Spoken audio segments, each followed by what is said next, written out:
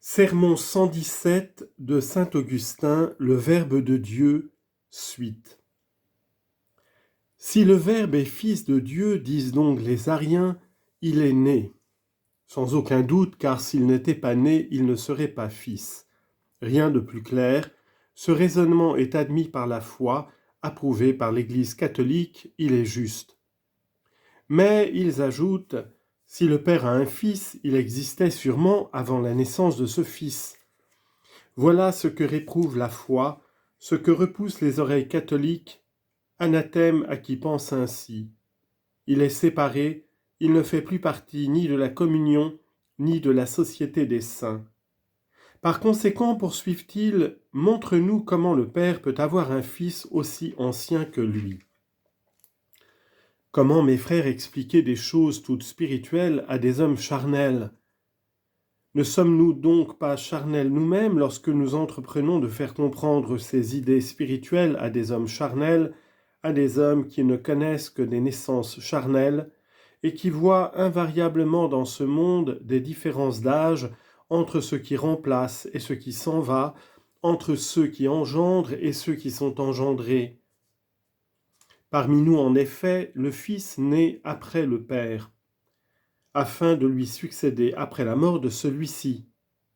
Et soit parmi les hommes, soit parmi les animaux, nous voyons toujours les pères plus anciens que les enfants. Ce spectacle perpétuel porte ces Ariens à se faire la même idée de l'ordre spirituel, et plus ils s'appliquent aux choses charnelles, plus facilement ils s'égarent. Ce n'est pas la raison qui les guide quand on leur annonce ces doctrines erronées, ils se laissent aller à l'habitude, et c'est l'habitude aussi qui inspire leur maître de mensonges. Que faire donc? Nous taire? Que n'y sommes-nous autorisés? La méditation silencieuse paraît convenir à cet ineffable mystère, car ce qui est ineffable de sa nature est de sa nature inexprimable. Or Dieu est ineffable. Si en effet l'apôtre Paul, ravi jusqu'au 3e ciel, affirme y avoir entendu d'ineffables paroles, confère 2 Corinthiens 12, 4, combien plus est ineffable celui de qui viennent ces idées inexprimables pour celui qui les a reçues. Aussi, mes frères, serait-il préférable de nous taire, si nous y étions autorisés, et de nous borner à dire « Voilà ce qu'enseigne la foi, c'est ce que nous croyons. » Si tu ne peux le comprendre, c'est que tu es encore du nombre des petits. Prends patience jusqu'à ce que tu aies des ailes. Si tu voulais sans ailes prendre ton essor, tu pourrais non pas voler librement, mais tomber témérairement. Mais que répliquerait-on? Ah, s'il pouvait répondre, dirait-on, il n'y manquerait pas. C'est une excuse pour voiler son impuissance. S'il refuse de répondre, c'est qu'il est vaincu par la vérité même. Et de fait, lors même que le silence ne prouverait pas que je n'ai rien à répliquer, il pourrait nuire à ceux de nos frères dont la foi n'est pas affermie. Car en entendant l'objection, ils s'imaginent qu'il n'y a réellement rien à y répondre, quoiqu'on puisse n'avoir rien à répondre tout en ayant le sentiment de la vérité. On ne peut rien exprimer sans le sentir, mais on peut sentir sans pouvoir exprimer. Si néanmoins, sans déroger à l'ineffabilité de cette majesté suprême, nous employons des comparaisons pour réfuter ces hérétiques, que nul ne regarde ces comparaisons comme faisant connaître complètement ce que les faibles ne sauraient ni exprimer ni penser même, car s'il est des esprits plus avancés, ils ne peuvent comprendre qu'en partie, ils ne peuvent voir qu'en énigme et à travers un miroir.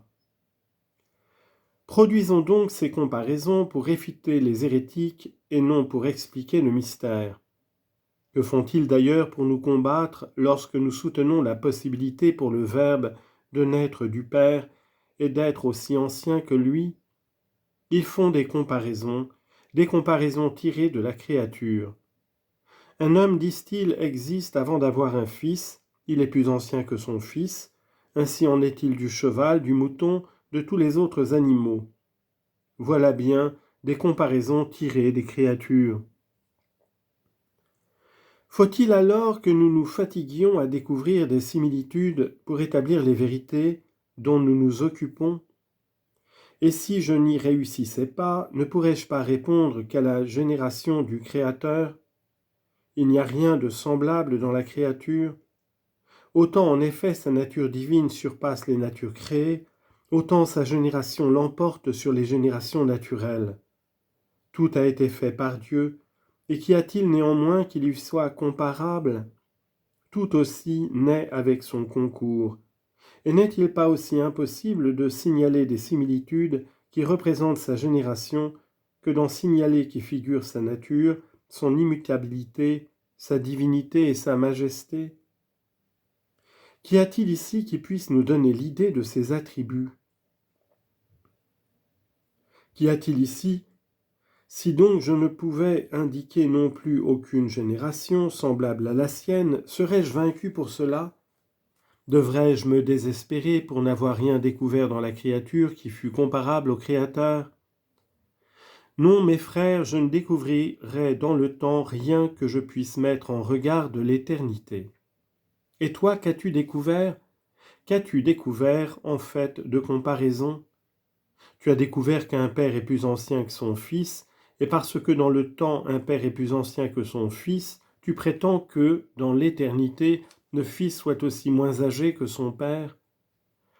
Mais pour établir une comparaison véritable, montre-moi ici un père éternel. C'est dans le temps que tu me montres le fils moins âgé que son père. Le père et le fils sont également soumis au temps. Mais pourrais-tu me signaler un père qui fût éternel et son fils moins âgé que lui? Le caractère de l'éternité est la stabilité même. La variété est le caractère du temps. Dans l'éternité, tout est immobile, tout vient et s'en va dans le temps. Et si dans cette révolution du temps tu vois le Fils succéder à son Père, c'est que ce Père à son tour a succédé à son propre Père qui n'était pas plus éternel que lui. Comment voulez-vous donc, mes frères, que nous reconnaissions dans la créature quelque chose de coéternel, puisque nous sommes incapables d'y rien apercevoir d'éternel? Montre-moi dans l'univers créé un Père éternel, et je t'y indiquerai un Fils coéternel. Mais si tu n'y découvres rien d'éternel, si le Père et le Fils sont différents d'âge, ne suffit-il pas pour établir une comparaison que nous nous arrêtions à ce qui est de même âge?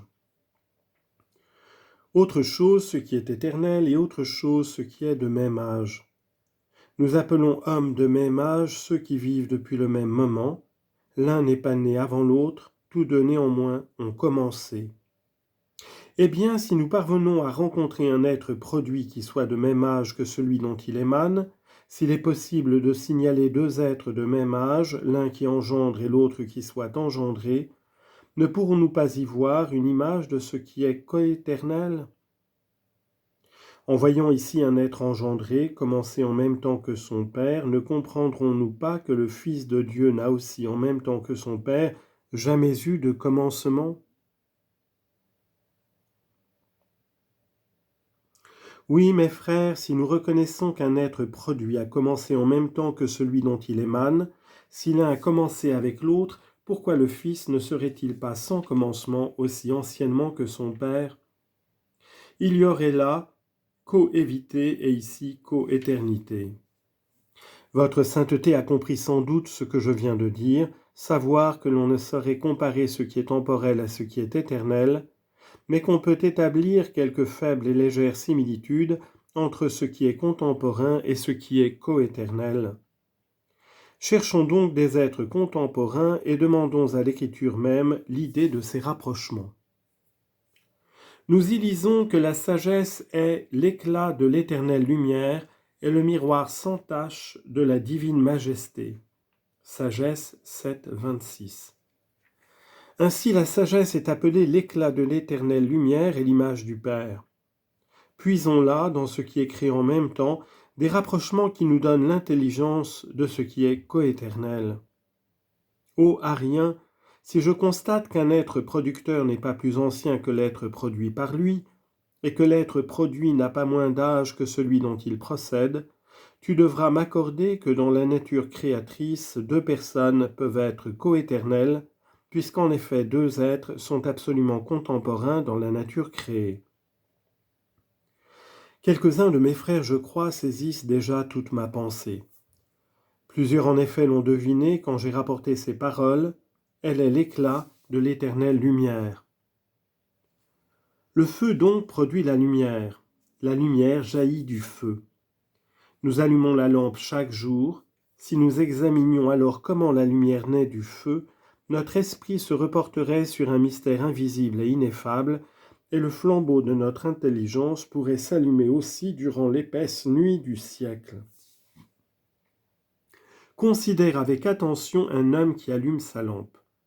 Avant que cette lampe soit allumée, on n'y voit ni le feu ni l'éclat qui en jaillit. Dis-moi maintenant, est-ce la lumière qui vient du feu ou le feu qui vient de la lumière ? Chacun me répondra, car Dieu a semé dans tous les esprits les idées premières de l'intelligence et de la sagesse. Chacun donc me répondra, et répondra sans hésiter, que la lumière vient du feu, et non pas le feu de la lumière. Supposons donc que le feu est le père de cette lumière, et n'oublions pas que nous cherchons ici des phénomènes contemporains et non pas co-éternels. Eh bien, quand je veux allumer ma lampe, il n'y a ni feu ni lumière, et sitôt que je l'ai allumée, le feu s'y montre en même temps que la lumière. Fais-moi voir ici du feu sans lumière, et je croirai qu'au ciel, le Père est sans son Fils.